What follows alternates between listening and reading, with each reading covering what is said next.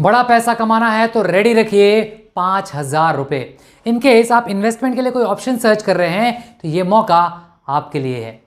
PGIM India mutual fund ने PGIM India small cap fund launch करने की घोषणा कर दी है।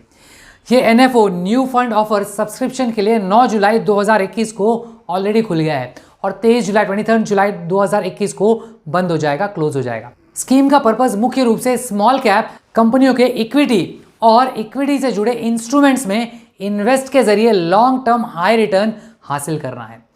कम से कम 5,000 रुपये इन्वेस्ट करने हैं। PGIM India small cap fund में कम से कम 5,000 का इन्वेस्टमेंट करना जरूरी है। इसके बाद ₹1 के मल्टीपल में इन्वेस्टमेंट किया जा सकता है।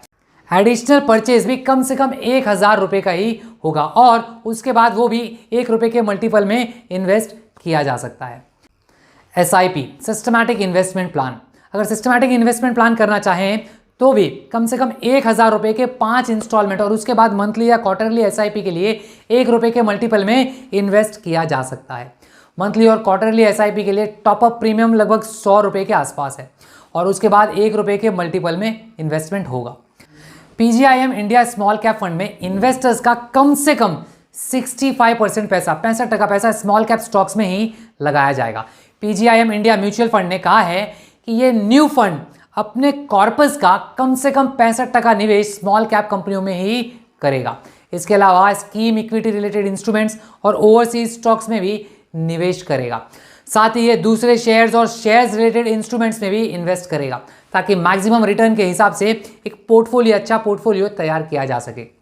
पीजीआईएम इंडिया म्यूचुअल फंड के CEO अजीत मेनन का कहना है कि स्मॉल कैप में लॉन्ग टर्म में अच्छा खासा फंड तैयार करने की कैपेसिटी होती है।